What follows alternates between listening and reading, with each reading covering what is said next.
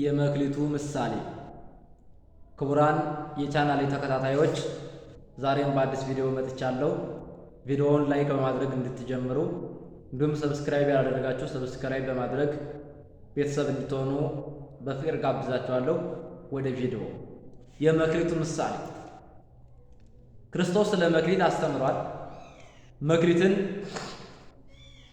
ሰጠ ተብሎ ተነግሯል። ይህ መክሊት በእኛ ሕይወት ውስጥ ምን ጥቅም አለው የሚለውን በዛሬው ቪዲዮአችን እናያለን። መክሊቱ ምንድን ነበር?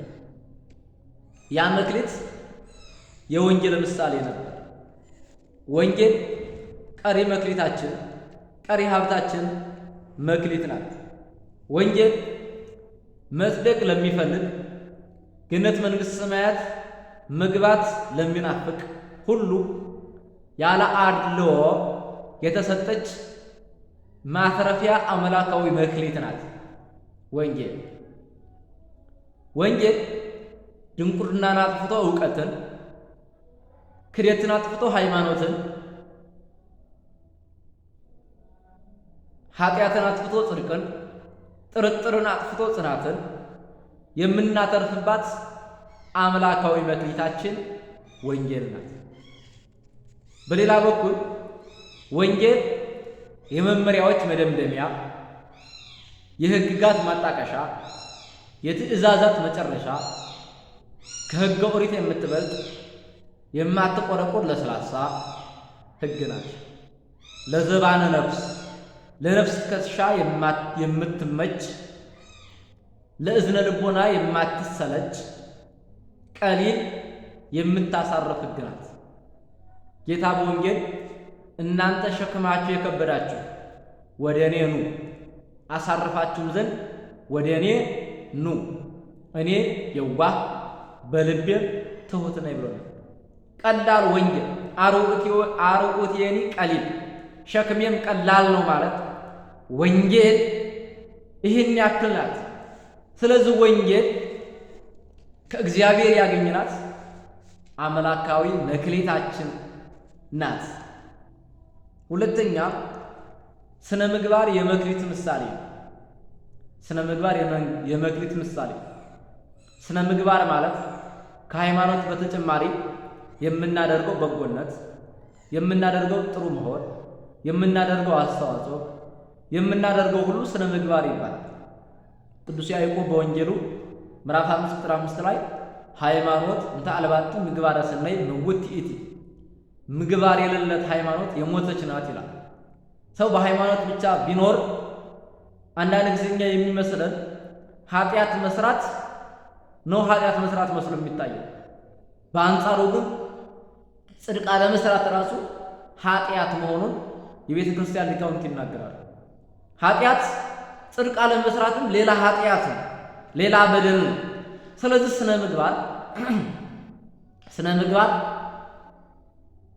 ከአምላክ ያገኘነው አምላካዊ መክሊታችን። መክሊትን ሰጠ ማለት እግዚአብሔር ለወዳጆቹ ስነ ምግባርን ሰጠ።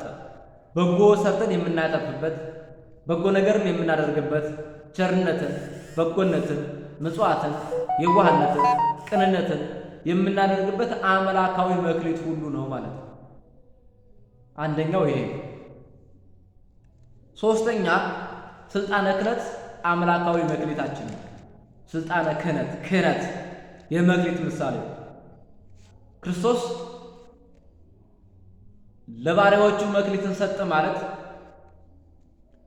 ብንታሰር የምንፈታበት፣ በምድር ዘአሰርከ ይኩን እስረ በሰማይ ወዘፈታይከ በምድር ይኩን ፍትሐ በሰማይ፣ በምድር ያሰርከው በሰማይ የታሰረ ይሁን፣ በምድርም የፈታው በሰማይ የተፈታ ይሁን ተብሎ ማሰር መፍታት ያገኘንበት አምላካዊ መክሊታችን ስልጣነ ክህነት ነበር። ስልጣነ ክህነት የመክሊቱ ምሳሌ ነው ማለት ነው። የሚገርማችሁ ለለ ያፈቀረው ወሃቦሙ ስልጣን፣ እነሆ ለሚወዱት ያስሩ ይፈቱ ዘንድ የምድር የሰማይ ማሰሪያ ሁሉ እግዚአብሔር መክሊት አድርጎ ሰጥቶናልና በተለይ በክህነት ያለን ሰዎች ይህ ታላቁ መክሊታችን እንደሆነ አውቀን ከማባከን እንድንጠበቅ ይሄ ስልጣን እንደሚታወቀው ክርስቶስ አብና መንፈስ ቅዱስ አብና ወልድ የተሳደበ ስልጣን አለው፣ ኃጢአቱ ይሰረይለታል። መንፈስ ቅዱስ የተሳደበ ግን ኃጢአቱ አይሰረይለትም ተብሎ ነበር። ይሄ ሊቃውንት ሲተረጉሙ መንፈስ ቅዱስ የተባለው ክህነት ነው። ሰው ሌላ ኃጢአት ቢሰራ በክህነት ይሰረይለታል። ክህነትን ከበደለ ግን ኃጢአቱ እንደማይሰረይለት ሲያመለክት ነው ብሎ የቤተክርስቲያን ሊቃውንት ተርጉመዋል ማለት ነው። አራተኛ ስጋዊ ሀብት የመክሊት ምሳሌ ነበር። ስጋዊ ሀብት በስጋዊ ሀብቶቻችን እንድንመጻደቅበት ድሃ እንድንበድልበት ሳይሆን እንድንጸድቅበት፣ የተቸገሩ እንድንረዳበት ስጋዊ ሀብት ተሰጥቶናል ማለት። በስጋዊ ሀብት በነገራችን ላይ ሀብት ስላለህ አትጸድቅም፣ አትኮነንም። ግን በሀብት ጥሩ ነገር ካልሰራህበት ግን ኃጢአት። አትናቴዎስ ሲናገር እየምህሮ ለነዳይ እንበይነ ነዴቱ፣ ችግረኛውን ስለ ችግሩ አይምረው ወያፍሮ ለባይል እንበይነ ብዕሉ፣ ባለጸጋውንም ስለ ሀብቱ ብዛት አያፍረውም ተብሎ ተነግሯል። ስለዚህ ባለጸጋ ስለሆንክ አትጸድቅም፣ አትኮነንም። ድሃም ስለሆንክ አትጸድቅም፣ አትኮነንም። ካልሰራህበት ግን ችግረኛ መሆንና ድሃ መሆን ከመጠየቅ አያድንም። ይሄን ማወቅ አለብን። ስለዚህ ስጋዊ ሀብት መክሊታችን ከእግዚአብሔር በቸርነት ያገኘነው መክሊታችን እንደሆነ ማወቅ መረዳት አለብን ማለት ነው። አምስተኛ ስጋዊ ዕውቀት። ስጋዊ ዕውቀት የመክሊት ምሳሌ ነው። በነገራችን ላይ ዕውቀት በሶስት ይከፈላል። ቅዱስ ዕውቀት፣ ስጋዊ ዕውቀትና ርኩስ ዕውቀት ተብሎ። የመጀመሪያው ስጋዊ ርኩስ ዕውቀት ነው።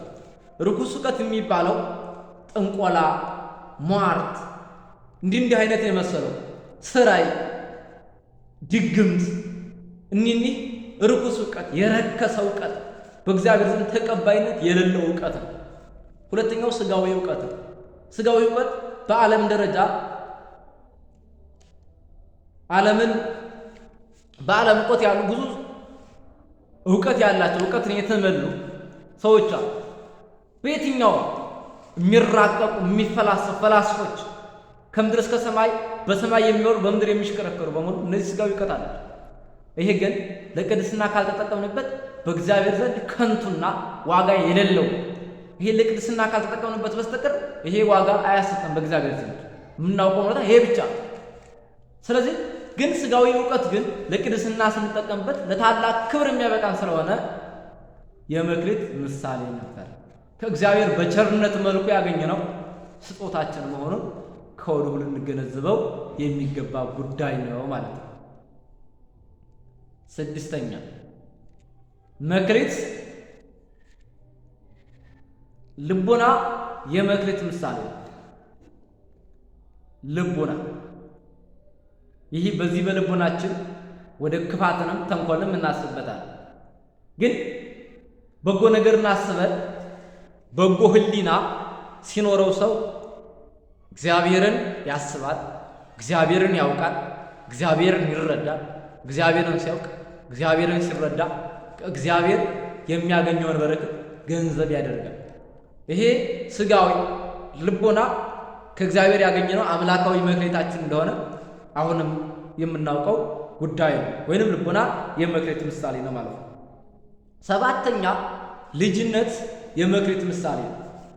ልጅነት ወሀቦሙ ስልጣነ ከመ ይኩኑ ሁሉ እግዚአብሔር፣ የእግዚአብሔር የሚያፍሩትን የሚያከብሩትን የሚያምኑትን የእግዚአብሔር ልጆች የሆኑ ዘንድ ስልጣን ሰጣቸው።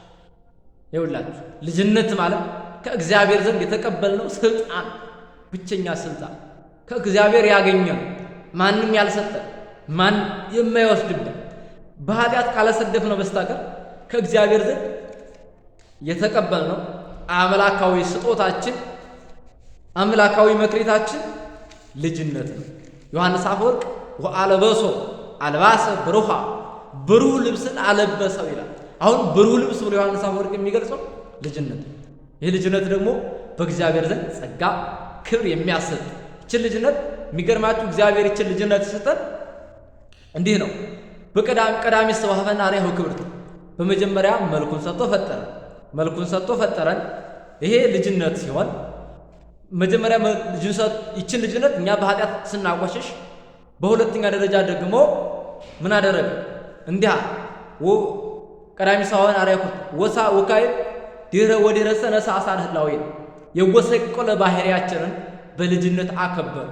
ልጅነትን ሰጠን፣ ልጅነትን አከበረን ማለት በልጅነት አጠበን፣ አዲስ ህይወትን ሰጠን ራሱ እግዚአብሔር። ይሄ አምላካዊ መክሊታችን።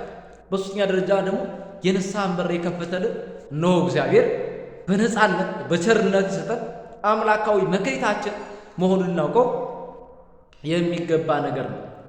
ስምንተኛ እመቤታችን አምላካዊት መክሊታችን ናት። እመቤታችን ስንተክዝ የምንጽናናባት፣ ለምነን መልስ የምናገኝባት፣ እነሆ እግዚአብሔር የዓለሙን ኃጢአት ቆርጦ የጣለባት እናት ትሆናችሁ። ዮሐንስ ወንጌል ምዕራፍ 17 ምዕራፍ 19 ቁጥር 27 ላይ ነያ እምከ ወነዋ ወልድኪ፣ እነኋት ልጅሽ፣ እነሆ እናትህ፣ እነኋት እናትህ፣ እነሆ ልጅሽ ተብሎ ነያ እምከ ወነዋ እምከ ብሎ በቸርነት የሰጠን እናት ትሆነን ዘንድ ታማልደን ዘንድ ትለምንልን ዘንድ እናት አድርጎ የሰጠን ብቸኛዋ መክሊታችን ድንግል ማርያም ናት።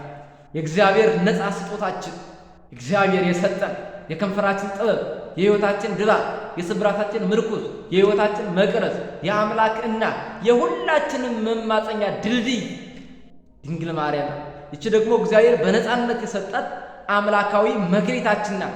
እግዚአብሔር ድንግል ማርያም የሰጠን እግዚአብሔር ለዘላለም ስሙ የተባረከና የተመሰገነ ይሁንልን። ዘጠነኛ ቤተ ክርስቲያን የእግዚአብሔር አምላካዊ መክሊታችንና የመክሊት ምሳሌ ናት። ቤተ ክርስቲያን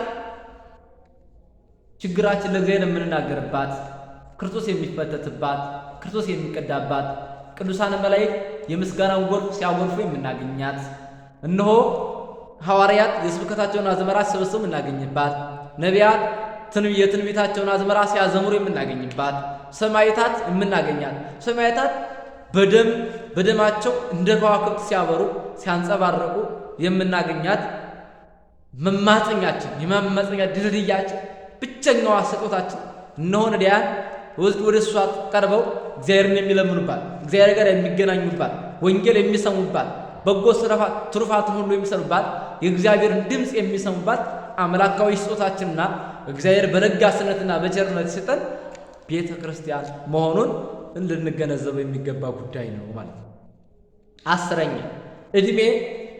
ዕድሜያችን አምላካዊ መክሊታችን፣ የመክሊት ምሳሌ ዕድሜ ነው።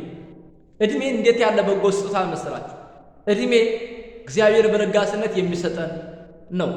ብዙ ሰው 40 ዓመት ኖሮ ከ40 ዓመት አንዷን ዓመት እንኳ በጎ ሥራ ሳይሰራ የሚሞት ሰው አለ፣ ያልታደለ ሰው። ወዳጆች እግዚአብሔር ዕድሜን፣ ዕለታትን፣ አዝማናትን፣ ዓመታትን እያፈራረቀ ብዙ ዕድሜ የሚሰጠን ወደ እሱ እንድንመለስ ከትናንት የተሻለ ሕይወት እንዲኖረን የትናንትናውን ያለፈና የተበላሸ ትርክቶቻችንና ሕይወቶቻችንን ዛሬ በአዲስ በንስሐ ወደ እግዚአብሔር እንድንቀርበት ቅዱስ ጴጥሮስ እንከሳከ ለክሙ መዋዕል ዘሃለፈ ዘተይቀነክሙ ለሥጋክሙ፣ ለሥጋችሁ ምኞት የተገዛችሁበት ያ የተበላሸው ዘመን ይበቃችኋል። ዛሬ ወደ እግዚአብሔር ተመለሷል። ወደ እግዚአብሔር የምንመለስበት ጊዜ ዛሬ ነው። ይሄ ደግሞ ዕድሜ ነው። እግዚአብሔር ይችን እንደ ሻማ እፍ ብሎ ሳያጠፋት የምንመለስበት ዕድሜያችን ዛሬ ነው። ይች ዕድሜ በእግዚአብሔር እጅ የተያዘች ናት። እፍ ብሎ ሳያጠፋ በጎ ሥራ እንድንሰራበት ራሱ እግዚአብሔር አምላክ ይርዳል። 11ኛ ሰንበት ናት። ሰንበት ሥራ ለዕረፍት እናርፍባት ዘንድ ድዊ እንድንጠይቅባት፣ ሕሙማን እንድንጎበኝባት፣ የታሰሩትን እንድንጎበኝባት፣ ቤተ ክርስቲያን መጥተን የእግዚአብሔርን ቃል የእግዚአብሔር መለኮታዊ ድምፅ እንድንሰማባት፣ እንድናርፍባት፣ ተማሪው ከትምህርቱ፣ ነጋዴው ከንግዱ፣ እነሆ ሰራተኛው ከስራው የሚያርፍባት የጽርዓት ቀን ወይንም ረፍ ብሎ ከድካም የሚያርፍባት ሰንበት ነው። ያ ማለት ከድካም ሥጋ የምናርፍባት፣ ከድካም ሥጋ ከድካም ነፍስ የምናርፍባት መክሊታችን ሰንበተ ክርስቲያን ናት። በመጨረሻ አካለ ቤተ ክርስቲያን መክሊታችን። አካለ ቤተ ክርስቲያን የሚባለው የቤተ ክርስቲያን ጉባኤ ወይም የቤተ ክርስቲያን ማህበር፣ የክርስቶስ አንድነት። እኛ በኦርቶዶክስ የ80 ቀንና የ40 ቀን ልጅነትን ያገኘን ሁሉ ክርስቶስን የምንመስልባት ክርስቶስን መስለን በአንድነት የምንሰባስብባት ኋላም በመንግስተ ሰማያት አንድ ክርስቶስን ለብሰን አንድ የመንግስተ ሰማያትን ወርሰን ከብረን ገነን የምንኖርባት የመጨረሻዋ መክሊታችን አካለ ቤተ ክርስቲያን ጉባኤ ቤተ ክርስቲያን ወይንም ቤተ ክርስቲያን ነው። ያ ማለት የክርስቲያኖች አንድነት፣ የክርስቲያኖች ስብስብ፣ የክርስቲያኖች አንድ መሆን ነውና ስለነበረን ቆይታ አምላካችን እግዚአብሔር ስለማይነገር ስጦታው ስሙ ለዘላለም የተባረከና የተመሰገነ ይቆየን።